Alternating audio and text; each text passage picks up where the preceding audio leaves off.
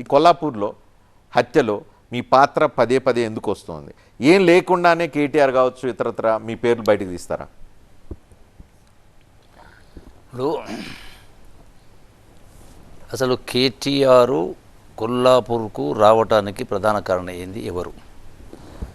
మీరు చెప్పినటువంటి గంట్రాపల్లి మల్లేష్ యాదవ్ చనిపోయిన సందర్భంలో ఆ రోజు కూడా ఆనాడున్నటువంటి అంటే మాజీ శాసనసభ్యుడు అదే ఆణిముత్యం ఫామ్ హౌసు సత్యహరిచంద్ర పిలిస్తే ఈ యొక్క యువరాజు అక్కడ వెళ్ళడం జరిగింది.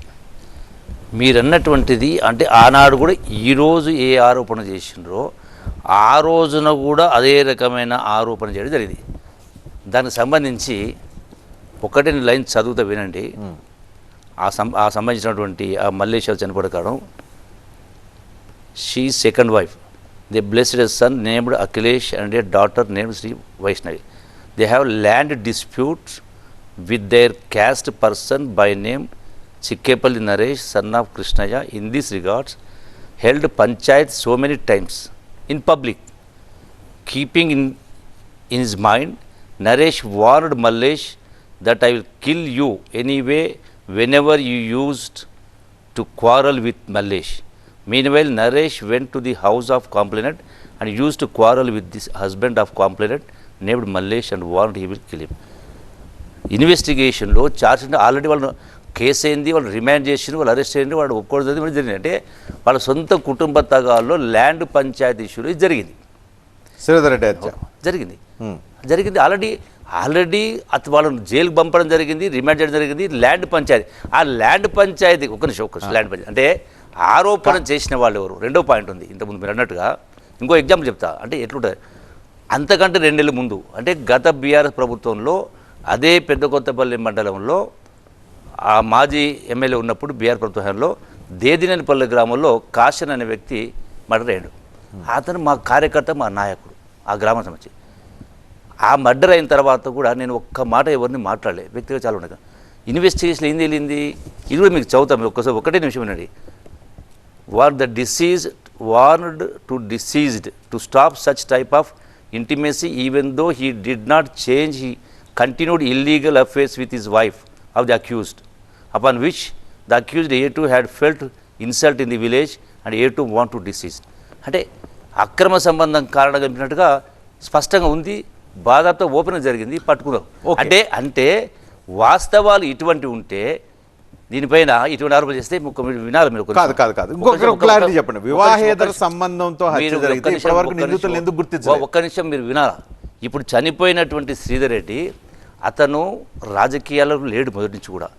అతను దుష్ట అలవాటు ఒక నిమిషం అతను అక్కడ బీఆర్ఎస్ నాయకులు మాజీ ఎమ్మెల్యే హర్షవర్ధన్ రెడ్డి ఫాలోవర్ శ్రీధర్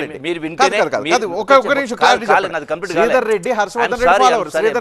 హర్షవర్ధన్ కి మీకు మధ్య గొడవలు ఉన్నాయి. మీరు వింటలేరు ప్లీజ్. శ్రీధర్ రెడ్డి దుర్మార్గుడు కాదు, దౌర్జన్యకారుడు కాదు, ఎటువంటి రాజకీయ విభేదాలు ఎవరితో లేవు. అతను 50 సంవత్సరాలు, అతను అన్మ్యారీడ్. గ్రామంలో బాహటంగా చర్చ జరుగుతూ ఉంది. అంటే నంబర్ ఆఫ్ పర్సనల్ అలవాట్లు, అతను ఉన్నట్టు అలవాట్ల కారణంగా. రెండవది ఆర్థిక లావాదేవీలు ఉన్నాయి. దానికి తోడు వాళ్ళ కుటుంబ అంటే పాలన పంచాయతీ, ల్యాండ్ పంచాయతీ ఉంది. ఇవన్నీ ఉన్న మాట జగన్ సత్యం అంటే బీరుగా కూడా తెలుస్తుంది కదా, ఇది వాస్తవం. అయితే ఇటువంటి సందర్భంలో కేటీఆర్ గారు వచ్చేసి అసలు ఇంకో విషయం చెప్తా. నమస్తే తెలంగాణ అంటే బీఆర్ఎస్ కరపత్రిక ఏం రాసిండ్రు? 4 రోజుల కింద ప్రముఖంగా హెడ్లైన్స్లో ఒక వార్త రాసిండ్రు. నిన్న ఈ ఇష్యూలో స్టేట్ హెడ్లైన్స్ ఎందుకు జరుగుతూ ఉంది ఇది అంటే, నేను ఏ రోజైతే పొంగులేటి గారు నేను ఇద్దరం కూడా పార్టీకి ధిక్కరించి, బీఆర్ఎస్ ధిక్కరించి, కేసీఆర్ ధిక్కరించి బయటకు వచ్చిన తర్వాత దాని ద్వారా జరిగిన షాక్ అవుతుందో ఈనాటికి కూడా బీఆర్ఎస్ పార్టీ కోలుకోలేని పరిస్థితిలో ఉంది. అంటే ఆ కక్ష దుగ్ధ పెట్టుకొని ఏదో రకంగా జూపల్లి ప్రతిష్టను మసకబార్చాలి అని కుట్రల భాగంగా ఎత్తులు చేసి ఇటువంటి చిల్లర వ్యవహారం ఒక్క నిమిషం అంటే ఇక్కడ చెప్పినతను పిలిచినతను ఎవరు, ఎంత పవిత్రుడు అంటే. ఇంకొక మాట మీకు ఒకటి మాట చెప్తాను ఎట్లుందని. దానికి మీరు ఒక్క నిమిషం వినండి. మాకు కూడా ఉన్నాం. ఇది పూర్తి వివరాలు తెలియనియండి ఏం జరిగిందో అని చెప్తా ఉన్నాము. ఒకవేళ మరి ఇదే దాడుల సంస్కృతి మీరు విన్నారా? కొనసాగితే మాకు కూడా ఉన్నాం. ఇది పూర్తి వివరాలు తెలియనియండి ఏం జరిగిందో అని చెప్తా ఉన్నాము. ఒకవేళ ఇది ఎప్పుడు జరిగింది అంటే అంటే ఆ కుటుంబానికి పోయి అక్కడ పరామర్శించిన తర్వాత బయట ప్రెస్ మీట్ చెప్పిన మాట అది. ఏం జరిగిందో తెలియనియండి, పూర్వాపరాలు ఏందో అని చెప్పి ఆయనే మాట్లాడు. మరి పూర్వాపరాలు ఏం జరిగిందో తెలియకుండానే నా మీద ఆరోపణ చేసినావు. నీ మాటల్లోనే నీ ప్రశ్నకు జవాబు నీ మాటల్లోనే ఉంది. అంటే బట్ట కాల్చి మీదేసే గారు అది కూడా ఏంది, మధ్యరాత్రి ఎప్పుడు జరిగి ఉదయం తెలిసింది నాకు, మార్నింగ్ 9 o'clock తెలిసింది. వీళ్ళు 10 గంటల 11 గంటలకి అక్కడికి వచ్చిండ్రు. అంటే ఇది స్పష్టంగా కనపడతా ఉంది.